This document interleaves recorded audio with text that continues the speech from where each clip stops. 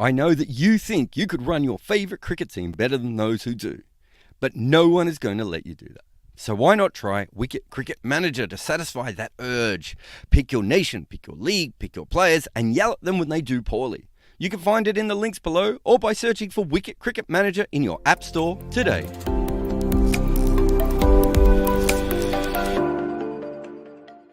If you're enjoying these live chats, our main channel has even more World Cup videos looking at the greatest performances, the quirkiest stats, and the epic tales of World Cup cricket.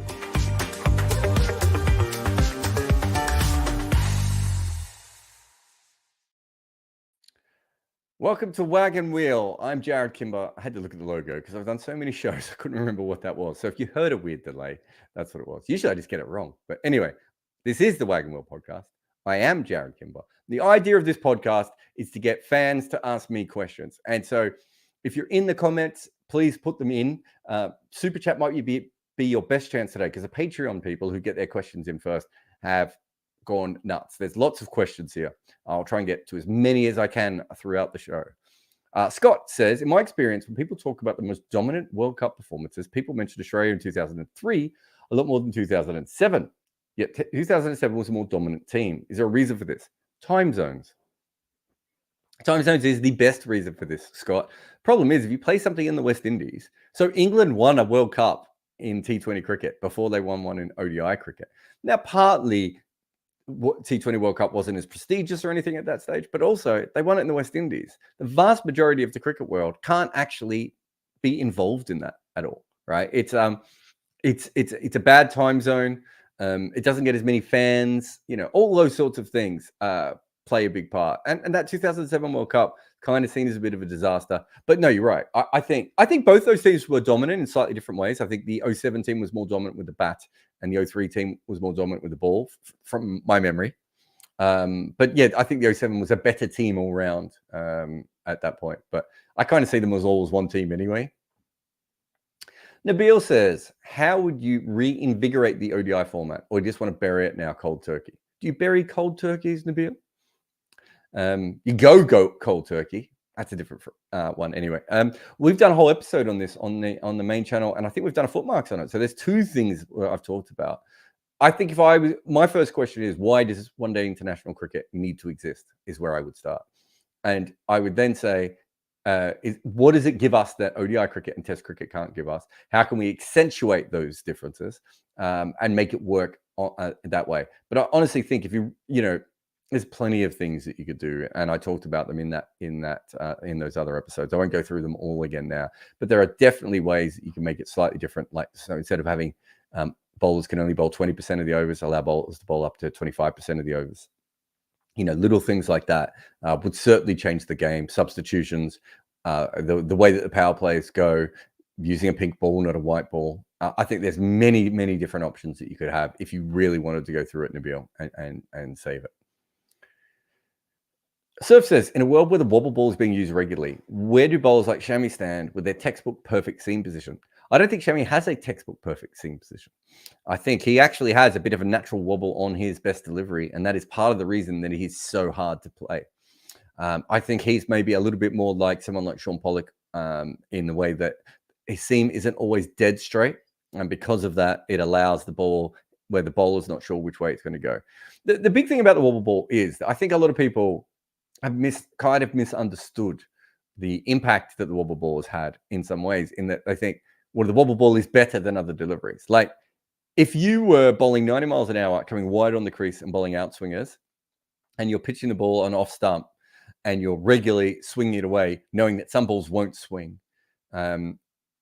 you would be unplayable, right? If you're a left-arm bowler who can bowl off-cutters on demand at 85 miles an hour and you bowl around the wicket to a right-hander, you would be unplayable, right? The wobble ball is just another invention, and it helps because the batter doesn't have all the clues. But the batter doesn't have all the clues when Mohammad Shami is bowling either. When he gets to seam dead straight, it quite often swings. When it wobbles a little bit, sometimes it can seam for him. So he's kind of got what I would say more of a natural wobble ball. And, there are bowlers, and I've talked to a lot of bowlers who were really honest. They'd be like, I didn't even know I had a wobble ball until the wobble ball became a big thing and I saw a close-up of my bowling, right? they don't always know this, and so there's certainly still. I think in T20 cricket there will be a swing back to swing, because the ability to swing the ball both ways is going to be really, really important going ahead. And if bowlers can manage that skill, it will be huge for them. Cricket, and people didn't know how to handle it, and so it brought about new problems for batters in the same way that the wrong-un did. Bailey says, I'm thinking of writing an enemies to lovers romance story between two players on a cricket team. What are the two players' roles in the team? I'm currently thinking one should be a leg spinner and the other a keeper. Are you trying to get me to talk about the Adam Gilchrist, Shane Warne issues? Is that what this is about? I mean, I don't know if you know the story, Bailey, but it seems really weird. But yeah, I mean, Warne and Gilchrist were too. I always thought that they had the weirdest relationship, because clearly Warne had said things to Gilchrist that upset him for a long time. And Warne, rather than just apologizing for them, kind of got more upset with Gilchrist, from what I could tell. And then the next part of that is that they're also standing next to each other. So we actually had this conversation. I can't remember. I was with my friend who's a basketball fan, and I think he was talking about Larry Bird and Kevin McHale hating each other. But I might be wrong. I might have got the two basketballs. And we were trying to work out what is worse, being an NBA player who hates another NBA player, or being a cricketer who hates another cricketer. And I was like, I just think the amount of time that Gilchrist and Warne had to stand next to each other in the slips is kind of funny if they had this weird relationship going on. So I would have thought those are the two ones. There's also, actually, Akash Chopra's book is all about him and Shikhar Dhawan. It's not. There's actually really great things about his book, but he talks a lot about having an opening partner who you are not friends with and you do not like. And he's very clear about this in this book. It's a fascinating read, that one. So those are probably the ones off the top of my head that make the most sense. Spinner, keeper first slip, and opening batter. Will says, if you had to replace the ODI World Cup with a Test World Cup, how would you structure it? And would the Champions Trophy make more sense as an elite league for T20s? 8 teams play each other twice. Yeah, I think the Champions Trophy will become a T20 tournament, so that does make sense. How would I structure a World Cup, a Test World Cup? I don't know how many months I would need for this, and I suppose that's the way it doesn't work. But if you want a proper Test World Cup where you're talking about it as a tournament, it would have to be knockout, wouldn't it? You would play. And if you're doing it really, really fairly, none of this would happen, obviously. But if you're playing it really, really fairly, you would have 3 teams. You would have everyone would play each other 3 times, 2 at home, 1 away. So whoever's ranked higher would get the home games in a knockout from how many test teams we have now? But from 8 to 1, I suppose. All the way through would make the most sense. Or, I'd probably make it from 16 to 1. But whichever way that you wanted to do it would make probably the most sense of a World Cup. But if you're really going to do a World Cup, a Test World Cup, it really has to be a league, doesn't it? More than a World Cup. It doesn't really work in that sort of traditional format just because of how long it takes. Rudra says, do you think Stephen Finn could have been really amazing if he'd been persisted with from 2007 to 2018 and onwards? I'd have to go back through his record, but I don't think that even Stephen Finn would say he was the same bowler at that stage as he had been earlier in his career. The Graham Smith thing certainly got to him, but just injuries. My memory of him was like he'd play in a couple of games and then he'd disappear and then he'd play in a couple of games. He left his county team, so I don't think his form was as strong as well. I think he is a big what if, because because of the point where he leaves, Broad and Anderson are not Broad and Anderson at that point, right? Or maybe they are. But he sort of stops playing Finn. We stopped playing consistently around the time that they upskill and also learn the wobble ball, as we now learn. If he'd been able to do all that sort of stuff and kept around, he would have been an absolutely fantastic bowler, pace and bounce. But, there are other parts of the game as well that he maybe didn't develop as much as he could. He's a really good commentator, though. So good luck to him. He's on a podcast with Dan Norcross as well. Hamster says, what is the fastest Benny Howe could bowl? Do you want what Benny Howe believes, or and what is the slowest variation you use? Slowest variation probably for him would be I'm trying to think if we're doing it in kilometers. He would probably get down to around 95 kilometers, 90 kilometers maybe, I would think. And his fastest one would be, he could probably downhill with a very stiff breeze on a very good day with a very friendly sky speedometer touch 130 kilometers an hour. Now, I think he could bowl 130 kilometers an hour if he had to. I'm not sure it would make him a better bowler. So he could probably go between 130 and then maybe if he had a special wrong-un that was like a back of the hand soul ball kind of combination with a wrong-un, maybe he could get down to about 80 or 85. That would be my guess. So he would probably touch sort of median spin level, and then his top end would be, medium fast level. But he's probably more around that 125 kilometer an hour would be his more normal top end speed, I would have thought. Jake says, do England need to be careful with any white ball reset, given that they are reigning T20 champs and the next one is less than a year away? Well, I don't think they will change that much. I mean, what would you change about this team? You should all go and be in better form. We should get more death bowlers. We should bring Jofra Archer back.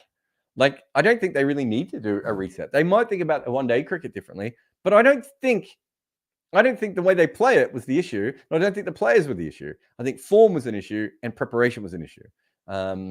So I can't imagine they're going to change things all that much. I do think other teams have caught up with them. So I think one of the big things with England was I think they came up with a very, very good idea of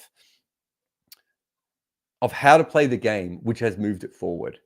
And then India, Australia, England, New Zealand, right? Even Pakistan to a certain extent looked at that and went, that does make sense, right? So I do think there is a natural sort of shortening there, but, they've got weaknesses in that side that some of those other teams don't have at the moment. And then they had absolutely shithouse form. Sometimes you just have absolutely shithouse form, Jake. So in my case, lasted a lifetime. Ben says, in the wobble ball DRS age, would it be better for a tearaway quick wood Nokia to either be really tall, 6'7", or really short, 5'5"? I'm wondering about the percentage of balls bouncing over might help DRS LBW decisions. I think it is always better to be tall as a bowler than short. And the reason being is extra bounce on its own is another weapon. And so if you're short, yes, you can get a lot of bolds and LBWs and your percentages will go up with that. But on a pitch that isn't doing anything, you're just quick. Whereas if you're 90 miles an hour and you're tall, you've always got a secondary skill that gets wickets. So you can be we've seen bowlers, not be particularly fast, but be tall and still be really, really good, right? We haven't seen bowlers not very fast and be really, really good, right? That doesn't exist. That is because, so the elite skills you need as a bowler are pace, a height, a lateral movement. They're like the three main things. So if you take one of those away, I get your point that with that, but Kyle Jamieson is also bowled in this era and no one has hit him, right? And Josh Hazlewood has got better, had got better until the injury started to catch up for him for a long time. So definitely, I think I do understand your point, but I think that you always have to think about what happens when the pitch is flat, because that is when test bowling is at its most important. You can find in any first-class team in the world someone who can move it in the air or off the seam when the conditions are in their favor. What can they do when the pitch is not helping them, right? And height is one of those things. Surya says, is there a wins above replacement metric for cricket? I got the impact index metrics. You've got the MVP rankings over, the first one's on CricViz, the second one's on Cricinfo. There is, we've got runs above replacement, runs above average, sorry, that Jonas came up with years ago. So there's a few versions of that, but nothing's really taken hold at the moment. But yes, no, there are certainly some things out there. that can do that, but nothing that's completely taken over. It's stuff that me and Cheyenne have been working on as well. And, we're hoping to get to a point. We've got Abhishek working with us now that we can start to do that. But it's always been on my list, but so is everything else. Do you think Kohli is that much better than the average starting number 3 compared to Jadeja, who likely beats out their number 7s handily on both sides of bat and ball?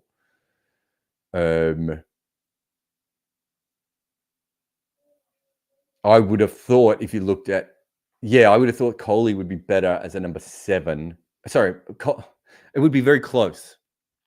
I think it would be very close because I would have thought that the average number 3 probably averages, let's say, 40 in one-day cricket, and he's averaging what, 55, 60. Jadeja averages slightly more than number 7s do at a slightly slower strike rate, is my memory. And then as the 5th bowler, obviously it's the combination. It becomes a little bit tricky with the all-rounder stuff. The all-rounder stuff in general is tricky. In fact, even runs above average quite often stuffs up all-rounders because, like, you'll get a player who doesn't bowl that much but bowls when the conditions are in their favor, and they suddenly have these incredible records. So yeah, I think all those things do exist. But yeah, we haven't quite got that. All-rounders are usually the trickiest, but I do think Kohli still has a fairly good claim to be a better player than Jadeja. What I would say is it is probably still easier to replace Kohli than it is to replace Jadeja, which does swing back towards Jadeja's argument a little bit there. So I always think that if you have a look, we've done some videos about this, not about Jadeja, the one-day player, but we've done about Jadeja, the test player, how he's more valuable to the team than other players, even if they are better than him. And that's almost always the case with all-rounders. Patrick says, if you could get one of each a member of the, if you give one team each a member of the 2015 World Cup, I'm trying to read this right, Patrick. If you could give one of each member of the 2015 World Cup New Zealand team, who would you give to each team? Oh. And so you've got Guptill, McCullum, Williamson, Taylor, Elliott, Corey Anderson, Luke Ronchi, Vittori, Southey, Henry, Bolt. That's a very hard one to answer. That's such a niche. That's like a niche on niche, Patrick. Well, the Dutch would need Guptill more than they would need McCullum. You probably give, but they don't need the keeping, do they? You would give McCullum to Bangladesh. You would give Williamson to what, Australia? Number 3, better than Smith. No, because you got Smith there, don't you? Probably give Williamson to Afghanistan, don't you? Or do they need a quick? No, Afghanistan, you give Bolt. So Williamson, I don't know where he goes. Taylor probably goes to Australia now. Elliott, would Elliott go back to New Zealand so you have a slightly better seam bowling all-rounder than Nisham or Mitchell? Corey Anderson goes to Pakistan. Oh, God, you got Luke Ronchi as well. I've already given out my McCullum. Who else needs an opener? Who else needs an opener who can smack it? You give Ronchi to Sri Lanka and you bat him in the middle order. Vittori. Who does Vittori go to? Vittori goes to South Africa. Bats at number 8.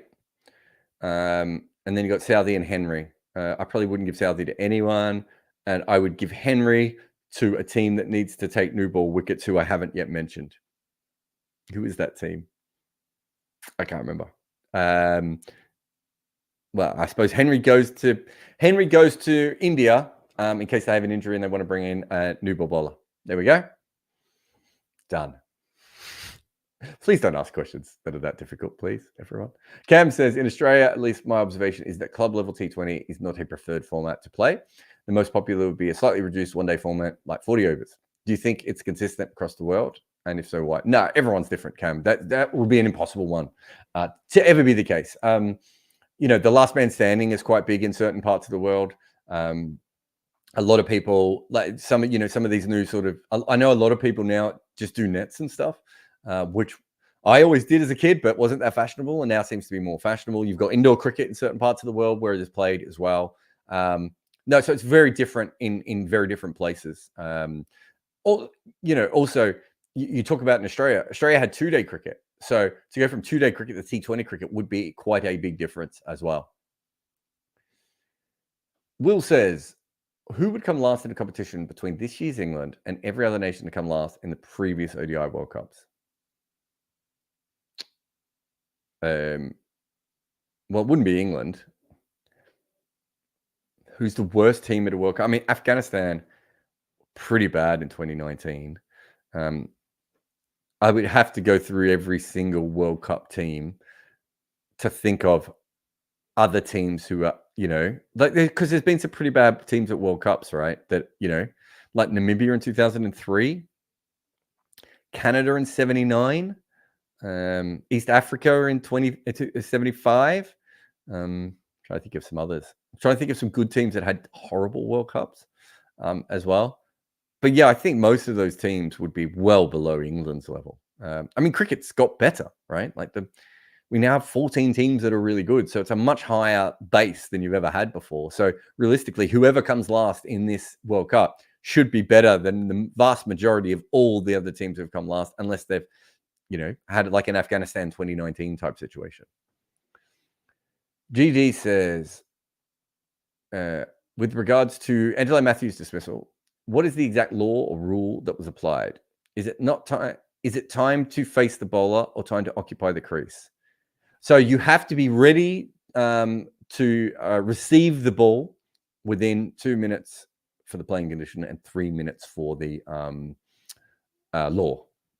Could Mathews have averted the situation by asking the umpire and Bangladesh leadership before getting a replacement helmet? Yep. One of the issues here is that, and I've talked about this a lot, is that it's not Mathews' fault, but Mathews did make a mistake, right? In that you can't just turn away when you're on the field and go and get a new piece of equipment, right? You can't do it at any time. You can ask for gloves, but then usually you have to say to the umpire, I'm going to get some new gloves brought on. Or you can get it at a drinks break or something else. Or if something breaks, all Mathews had to do, and I think the whole thing would have been averted, is if he went to the umpires, he said, my helmet actually just broke. I think what happened was, and the commentators made the same assumption that it looks like the umpires made, and certainly Shakib made, which was he brought out the wrong helmet. And they were like, well, that's not acceptable. And that's fair. I think that's very, very fair, right? And Mathews said afterwards, and it's funny, he keeps talking about common sense, but he's never actually just admitted that he made a mistake as well in this. Well, I haven't seen it unless he has in these last 38,000 Twitter responses about it. But if he just said to the umpires, which he should have said, there's a problem with my helmet here, I just think that at that point, they would have had the information they needed. That's also on the umpires not to have said that. But you certainly, if you come out in the field and your equipment is broken and you just walk away and go and get new equipment, I think it's fair for the other team to be like, what is happening here? It's fair for the umpires to be like, well, how long has this taken? Whether he should have been timed out, I under the laws, he should have been timed out. But I'm saying whether he should have been timed out, they should have just had a conversation, really, like humans. Common sense, he kept saying. Everyone should have used common sense. GT says, historically, November through January has been when Delhi has been worst hit by air pollution. If the Kotler was scheduled to host matches, why were they not scheduled earlier in the tournament to avoid this situation? The scheduling of this tournament was so shitly put together. I would like to think, GD, that they were looking at the AQI numbers, air quality index numbers. They probably weren't, right? Let's be honest. They probably weren't. Yeah, you're right, GD, but welcome to cricket. Ian says, New Zealand have lost 4 games in a row, but still have a fair chance of qualifying for the semis and thus winning the tournament. Can you think of any other sides winning a tournament off the back of such a run? And does this make the format look stupid? Well, Pakistan 92 is the one that you need there, Ian. Does it make the format look stupid? Yes. I mean, it doesn't look like a World Cup, right? It looks like a league. And, because of that, it's a bit silly at times. And I don't think that takes away from the cricket, or we can all still enjoy it. And I think that's an important thing. I think sometimes when you have a go at the format, people are like, but I like this World Cup. Well, it's okay to like it. and still say that there are 28 different versions that could have been better than what we are currently watching. But yeah, if you had a team who lost 4 games in a row in the qualifying of a World Cup and still won, I think it would be very reasonable to say, what are we doing here? Which is probably what we should have done in 1992, which is probably why we shouldn't be using this format anymore, right? Like, I think that's a very fair and reasonable way of looking at it. Anyway, let's have a quick break. If you are in the comments, there's so many Patreon today. I'm probably only going to be able to get to the super chats. Although, if you are in the comments, you'll probably be aware that I've been chatting all day anyway. And so you've probably already talked to me multiple times. But we'll take a quick ad here on Wagon Wheel, and we'll be back after that. Have you ever wondered how I watch so much cricket? I use VPNs to log into accounts from all around the world. But because before, even simple things like when something exciting would happen in a match, I would rush over to social media, and when I got there, the clips would say something along the lines of, "This video is not available in your area." In fact, most of the coolest cricket stuff in the world at the moment is geo-blocked because some random board didn't sign a deal where you happen to live. If you're a hardcore cricket nerd, the only way is to have a VPN, and we suggest Surfshark. They will give you the speed of your favorite quick bowler. They're as inventive as a T20 batter after a bunch of dot balls, and they're as secure as a specialist wicketkeeper with the softest hands in the world. And guess what? The kind folks at Surfshark are going to give you a deal. Enter the promo code Kimber for an extra 3 months free at surfshark.deals/Kimber. There are probably other things that Surfshark can help you with, like data and identity theft and traceability and intrusive advertising. But for us, it is our best weapon against the evil cricket geo-block. Go to Surfshark and type my name in, KIMBER, and get 3 months free today.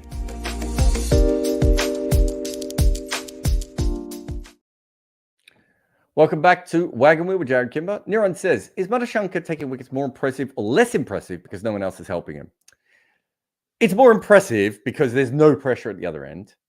But I have said this before, I think strike bowlers, and he does look like a natural strike bowler, kind of operate in a vacuum, right?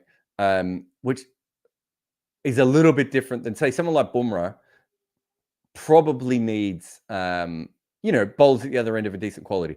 That doesn't mean he's not still going to be effective, but he's trying to build pressure up to get his wickets, right? And if the guy at the other end is going at 28 runs and over, it's not going to work for him. Whereas Madhushanka is bowling kind of dream balls, trying to take wickets in a, Waqar Younis, Mitchell Starc, Mohammad Shami kind of way. You don't need probably as much pressure to be able to do that. Having said that, Shami's coming on after Bumrah has already, made the batters look silly. He's already created pressure, so Shami's in a better situation. But yeah, it's a really good question, Niran. Roger says, how do some of the massive deceits we've seen in this World Cup compared to New Zealand versus England in 2015? I'm not really sure. What does that mean? I mean, they were terrible in that game, England. Didn't Tim Southey take like 25 wickets in that game? So I'm not really sure how to respond to that. I'm trying to just bring the full scorecard up. What year was that? 2015, he said. I can't remember it off the top of my head, other than the fact Southey took 1 million wickets, and I was watching it with Andy Zaltzman, who was almost in tears. But yeah, it's another really massive defeat. I mean, we get them a lot in World Cups, don't we? Afghanistan, Australia in that World Cup. Will says, do you think England will win either of their remaining games coming up? Will's actually asked this before the Netherlands game. I definitely think they'll win the Netherlands game, Will. Look, I thought they played okay against Australia, and I thought they played okay against the Netherlands. They should be good enough that they have a chance of winning a game. Their last game, I should say. And the Netherlands, maybe if Stokes had gone out, that would have been an interesting game. So I don't think they're over the hump. I think because they've won a game, I think a lot of people were like, and they played well against Australia at times. I think a lot of people were like, oh, they've got a chance here. Like if we reset the tournament, I'm like, no, they're still playing pretty ropey. They're a long way from where they should be. So, I wouldn't have them as a massive favorite for any games coming up. I can't remember who the last game is against now. I'm, to be honest, not thinking a lot about England. Nabil says, as per the discussion of Mathews, why do players want to delay the game, waste time? What's the benefit? Hundreds of reasons, Nabil. So if you are coming out to face a bowler who is doing really, really well, you might want to upset their rhythm. if the pitch is suddenly playing up or the ball's swinging a lot, you might, again, want to get to a position where things change. Maybe the sun is about to come out, or the opposite is going to happen. It might just be before a break, and you don't want to face as many balls as possible before that break. So you want to slow the game down so you have a chance of making it to the break a little bit easier. It might be playing for a draw, or trying to get to a certain time in the game. All those things are different reasons why you might want to delay the game, just to frustrate the opposition at times as well. Especially in one-day cricket, you sometimes get teams rushing through their overs. So there's hundreds of reasons why you might want to delay a game. Christopher says, have you enjoyed this ODI World Cup? I've been very busy, Christopher. So it's a profession. So there's that. I've done a lot of work. We've been doing the live shows every day. We kept up all the podcasts.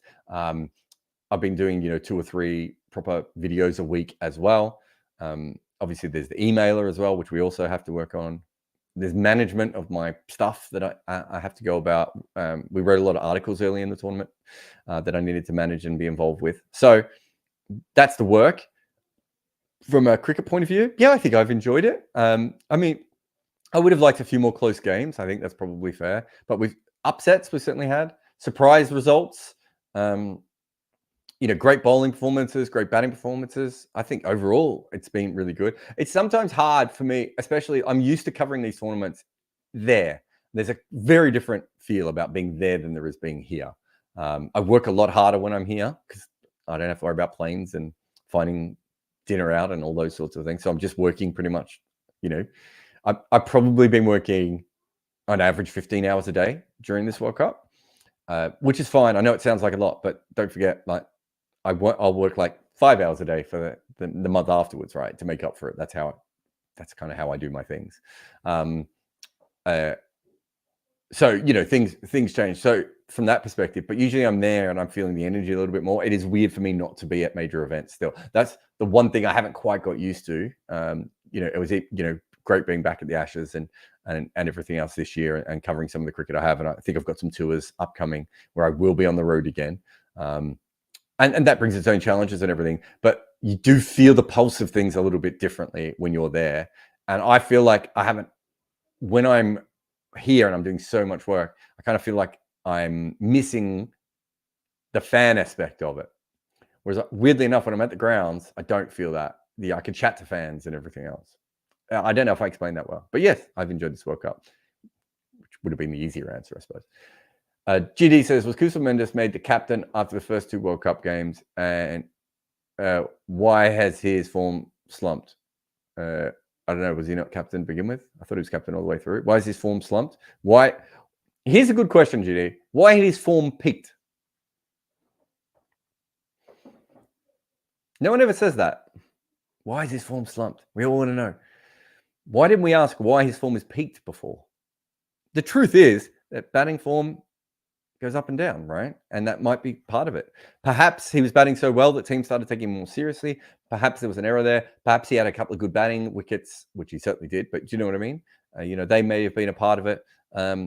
It could have been absolutely anything to do with those at all. But I can't tell you 100%. But that's how batting is. HW341 says, where does Angelo Mathews rank in Sri Lankan cricket history? Would he make an all-time test squad? Yeah, I would have thought so. Especially peak bowling Angelo Mathews. Decent 5th bowling option, right? Where would you have... you've got the number 3 and the number 4. So he bats at number 5 or number 6. So maybe Aravinda is number 5. You got Mahela and Kumar at 3 and 4. Aravinda at 5 and Angelo Mathews, I would have thought was a better batter than Arjuna Ranatunga. Although I think if Arjuna Ranatunga had been in a more developed cricket culture, which of course he helped develop, but if he'd come along 15 or 20 years later, he might have been a better batter than Mathews, probably not as good a bowler. And then your only other argument, well, I suppose Sanath opens, doesn't he? I'm trying to think. I don't think there's any. And then you've got Samarawira. Am I missing another middle order player? But I would have thought Mathews would have been right up there. Peak Mathews is incredible. I've said before, I thought he was on the verge of being able to join the Fab Four. He obviously never quite. I don't think he developed that much, and I think he was a bit more restricted than I originally gave him credit for. And also, I saw him play one of the best innings I've ever seen play. So sometimes you overweight the players that you have seen in those situations, right? You start to think to yourself that they're slightly better than they actually are. But I still think he was absolutely fantastic. So I don't have a problem with that. But yeah, I was thinking about that too as well, because this timed out is now part of his legacy. He's got the third most runs, an average of 45. And Samawira averages 48, but with, 2,000 less runs. Ranatunga was 35, as I said. Tilakaratne, Hashan Tilakaratne, not quite as good as him. Yeah, no, I think he definitely, just having a quick look at this now, I think he should definitely be batting at probably number 6, and you'd have Aravinda De Silva at number 5. Then you've got him, Sanath, and you've got 3 bowling options. And your wicketkeeper bats in your top 6. Pretty handy little side, that. They should give that a go. James says, no question, but free Robelinda. Look, we're working on it. Quite a few of us behind the scenes are trying to work this out. It's a very weird one. It's not as straightforward as some of the others. Generally, what happens is a cricket board makes a complaint, and then you can go to the cricket board directly and have a chat to them about stuff. That's not what's happened here. This is third parties making a complaint, one party making a complaint on behalf of the ECB, and I can't see how they have a relationship to the ECB, so I don't really know how this works. And to be honest, I spent a lot of time when it first happened. I haven't followed up as much with people since. And I know Rob. I know him the way we all know him, but he got very famous at the same time that my blog got famous. So we grew up around the corner from each other. Although weirdly, when I go home, I've never had a drink with him, which I probably should although he's probably always on tour. But yes, I think there's no doubt there that I think there was a mistake that was made. I also think that cricket boards just need to get better with this in general. They're having that big meeting about the ODIs. I think this should be another thing that is on there, because they are shooting themselves in the foot so regularly. The lack of highlights on YouTube for cricket games is disgusting. And then they're taking stuff off. Let's say the ECB did take that down, and I don't think they did, but let's say the ECB took the Viv Richards video down. I think it was 1984, 1985, whenever it was, that the innings that he played, right? Who's ever going to put that back up, that innings? This is the question I always ask, and I've asked this off boards directly, right? Because there's no reason for England to put that up. It's Viv Richards. Maybe one day they get to the point where they've put up so much of their home stuff, they start putting up away stuff. And cricket.com.au can be quite good at that. The cricket YouTube channel, which is part of cricket.com.au, I assume.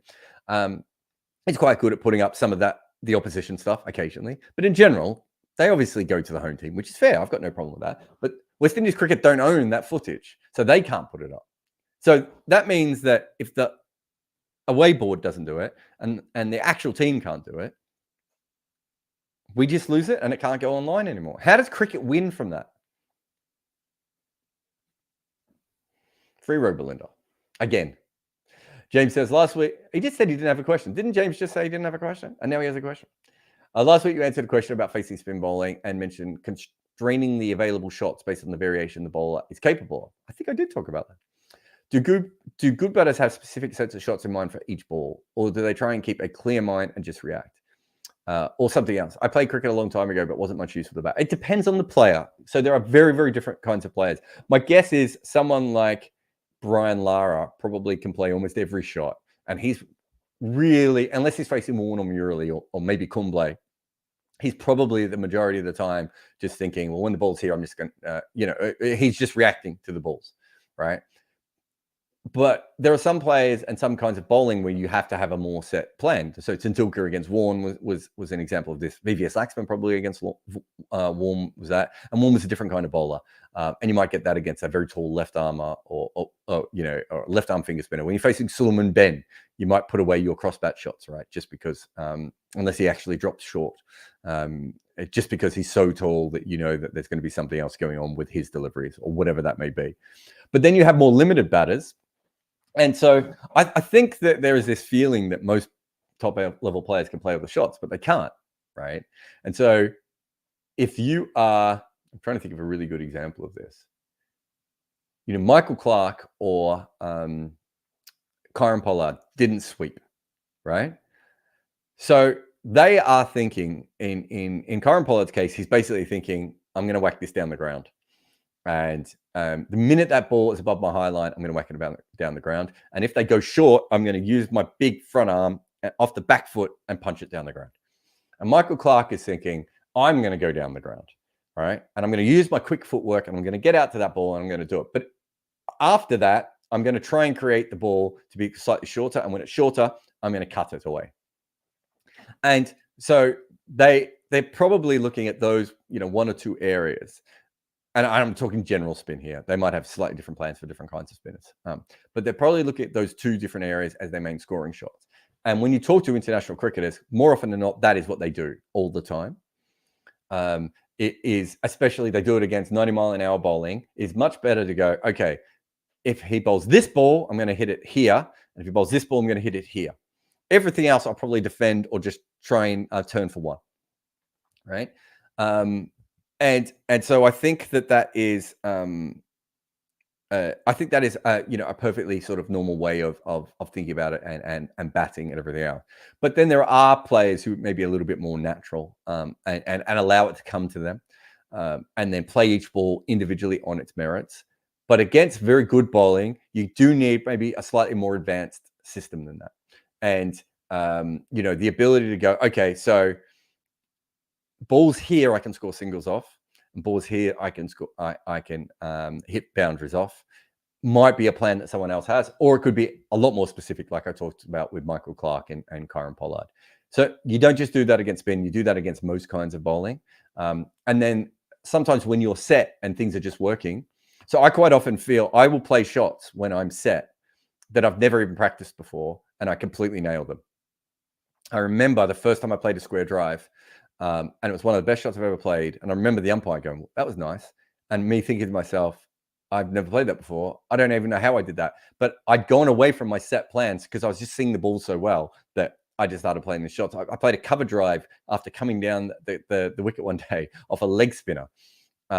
And I remember my dad afterwards going, what the hell was that? And I went, I don't know. I was just seeing the ball really well. And suddenly out of the hand, I was halfway down the wicket, I realized. And now I'm playing this cover drive.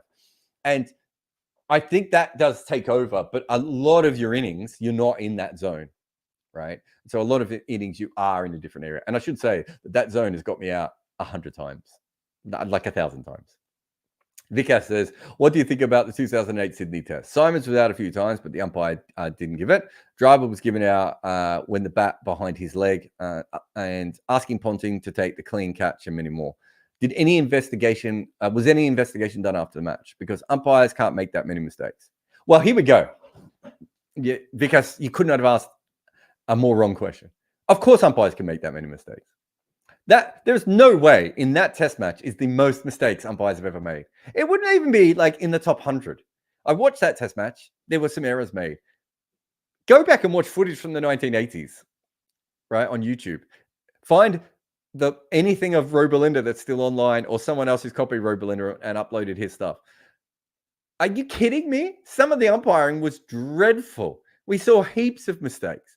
Umpires are just as likely to make mistakes as batters, bowlers, and fielders. And until we start to think about things from that perspective, I don't know where we're going. I think what was happening at that point was Steve Buckner was probably on his way out as an umpire, and he made a few mistakes. But that's no different than picking Faf du Plessis when he's nicking off every single ball that's pitched up on a length outside off stump, right? It's exactly the same thing. And they did move on from Steve Buckner. I think we've learned a lot more about umpiring in the last few years, and DRS has obviously helped us, but also the way we train umpires, the way we think about umpiring, all those things are improving massively. And I think games, when you have big errors, do actually help because, you know, there is a movement. You know, the ICC are much better now, I think, at understanding what they need to do going ahead. But like, and one of your questions here, is there any other match umpires made this many mistakes that all favored one team? Yeah, like every match. Like that happens all the time.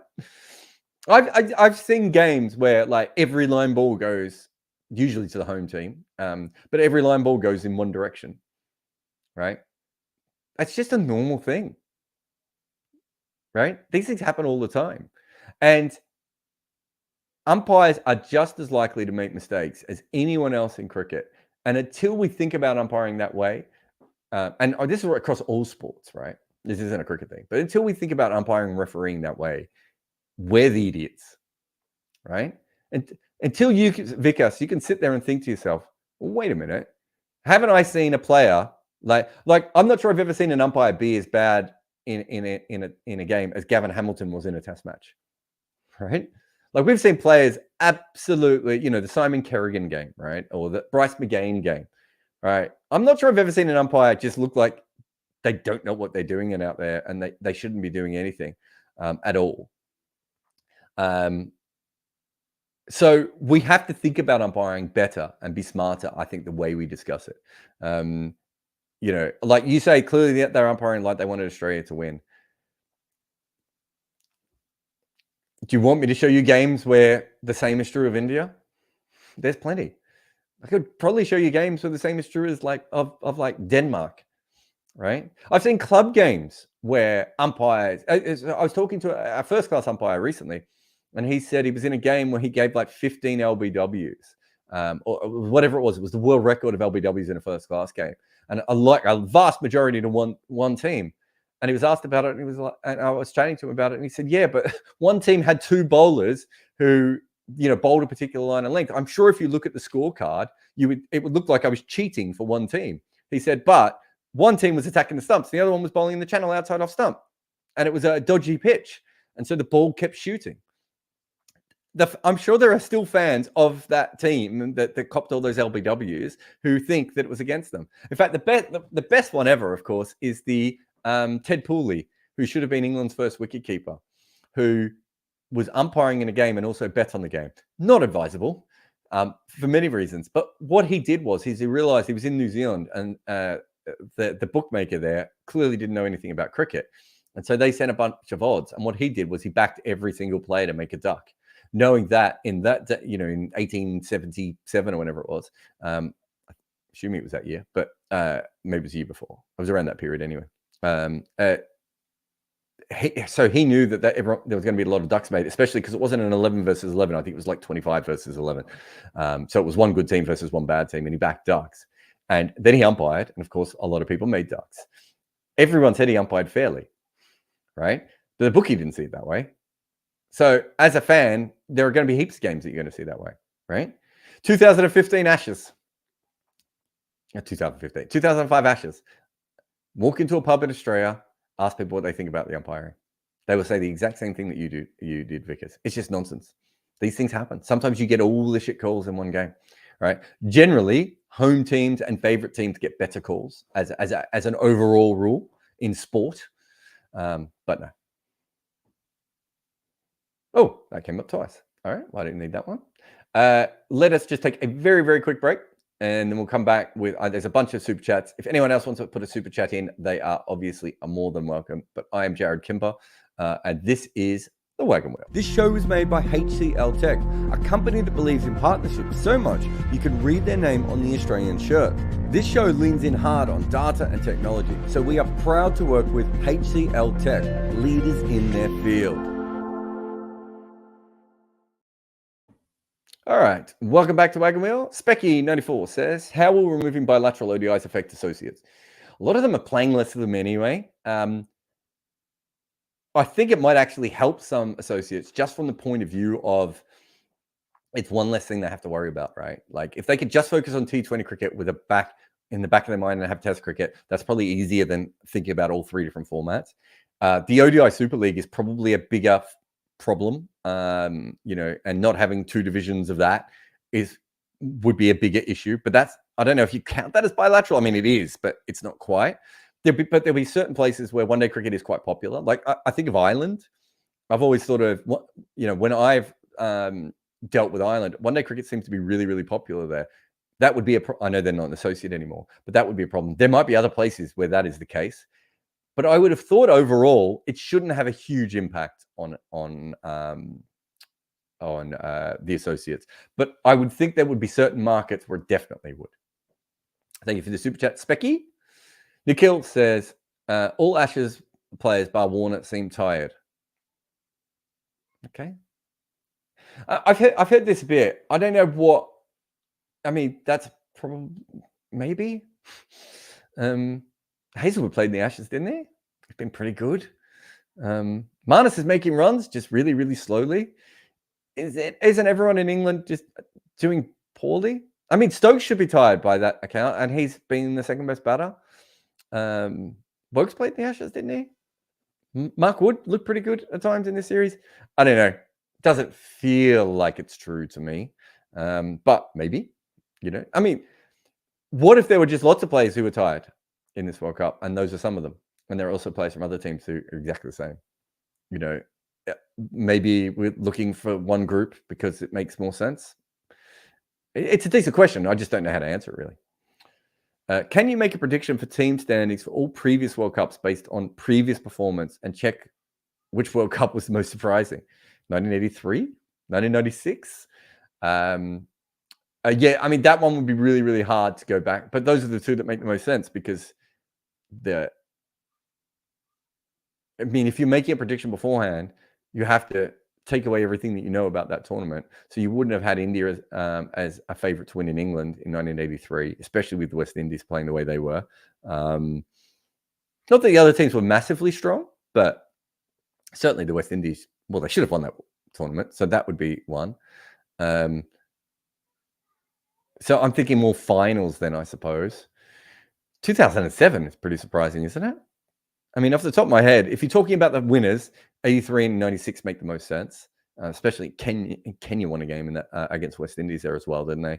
And if you're talking about overall results, I would have thought 07. 03 had a lot of upsets too, didn't it? Did it have a lot of upsets? Was it just Kenya? No, I think it's fair, but it would, yeah, I'm not going to do it, but it's a very interesting one. And thank you very much for the super chat. I did you again. What is the difference between seam bowling and wobble ball? Seam bowling, the seam is still, and the batter does get to see if it is angled in either direction, if the bowler is trying to do something very particular. Also, what happens is if you keep hitting the seam flush on over and over again, it actually does flatten and deaden the ball a little bit quicker than what the wobble ball does, because the wobble ball isn't always hitting the seam, right? And sometimes the wobble ball moves off the string. And also the wobble ball has a, what's the best way of putting this? The wobble ball has a, like a natural spin on it that can sometimes get the ball to dart further than it would off the main part of the seam, right?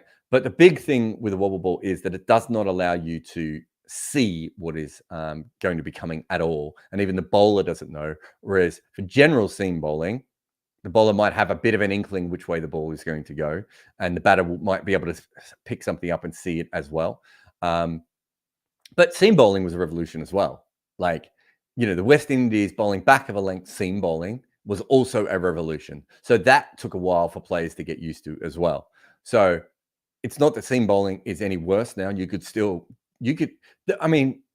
best bet would be to have a ball that swings, a traditional seam ball, seam up ball, so you can make sure that you can hit the seam when you need to, and then also have a wobble ball. If you could have all three, that would be the ideal. But the wobble ball is so good at the moment because it's taken the batters a little while to work out how to play it, which is very fair. It's different. Oh, Ditya, it's just emptying the wallet here, Ditya. Thank you. Thank you very much for your support. And thank you to everyone. A lot of super chats in here today, which I was not expecting. Ditya says, can you explain what leads to swing or seam? Can you have both on the same ball and in opposite directions? You can. And can you reverse swing a wobble ball? No, you can't reverse swing a wobble ball. You can't really swing a wobble ball because the seam acts as a rudder. So once you shake it up, it doesn't really work. I mean, you could technically get a little bit of swing, but you certainly wouldn't have it normally. What leads to swing and seam? So the seam acts as a rudder. Then you've got wind resistance as well. Humidity can play a part. Obviously, cloud cover can play a part. All those sorts of different things. The shine on the ball, how much shine it has, more lacquer on the ball. All these things interact. I think that's the right word, with the ball as it goes down. And then it moves in the air. So if you put your seam position perfect, whether you want to bowl, in swinger and out swinger, you then have the ability, you can put some backspin on it as well, which also helps with swing. And then it allows for the ball to curve in either direction. And it follows the seam with conventional swing. And then the opposite is the case with the reverse swing. And then seam bowling, it's just literally, you're just holding the ball dead straight in your fingers and going straight behind it. Oh, I got balloons. And you're going straight behind it, and you're just trying to hit the seam. So it's slightly different. You might still want some backspin on it as well. I mean, the ball naturally has backspin when it comes out of the hand, of course. But you might want a little bit of extra backspin on it occasionally to get a little bit of purchase off the seam. And yeah, so that's the main bit. So a wobble ball shouldn't swing because the seam isn't straight and it's moving around. But if you watch Jimmy Anderson, it is possible to get it to at least shift off the, away. But you wouldn't get the big hooping swing like we used to get. Thank you, Aditya. Jagu says, hey, Jarrod, where do you follow association team matches? I did not find any of them on the OTT channels, or they're not even aired. Association team. Does it mean associate nations? Associate nations, quite a lot of their games are on YouTube, or they live stream them off their websites. That's probably the best way to find them. I watch a lot of cricket off streaming platforms now. I like, not streaming platforms, but websites and things like that, which actually is better for me if they do that, because like I can have if there's a major game on, I can have that on my TV or my iPad, and then I've got screens all around me. I've got 4 screens here, and I want more. And that allows me to have 2 or 3 games on at the same time until my Wi-Fi dies from all the streaming. But yeah, like a lot of the associates do that. You can also get European Cricket League does it. Most cricket now is streamed somewhere, and the smaller games are quite often more likely to be on the website of the association. Also, their Facebook pages, they quite often show stuff there as well. If you follow all the Twitter accounts or all the Facebook pages, I think you would find most of them. And the ICC now have their TV thing, which I haven't used all that much yet. But a lot of the associate cricket is also on the ICC channel as well. I think I've got that right. Ekant says, what is the fastest way to deliver a ball with a 12 o'clock action, chucking, kicking it while backflipping, and wide cricket stick with bowling? Fastest way to deliver a ball. Well, baseball pitching is quicker than cricket bowling, so I would say baseball pitching would be the fastest way to deliver a ball. 12 o'clock action can help too, but I'm not sure. I think most of the fastest bowlers in the world would be more at 10 o'clock, wouldn't they? Trying to get their whole body through it a little bit more. That sort of more traditional seam bowling is probably a little bit slower. Kicking it while backflipping would be fun. I haven't seen anyone do that, Ekant, but I'm not sure it would be the quickest. And wide cricket stick with bowling. We always had a law, from 1774 onwards of having a straight arm, and clearly it had come through. I am doing something after the World Cup about the origin of cricket, because I've uncovered some stuff that hasn't really ever been made public before, or all the pieces of it haven't been brought together. And so there's a split between baseball and cricket, and rounders is involved as well. But all these different sports are all basically based on probably one traditional sport in England. And they all sort of break off. And so there are sports that throw it, and there are sports that underarm it. And there are sports that roll the ball on the ground, and there are sports that throw it in the air. And there's all these different variations of it. And essentially what happens is baseball and cricket become popular and the rest don't. But they all come from someone standing at one end and someone delivering something from the other end.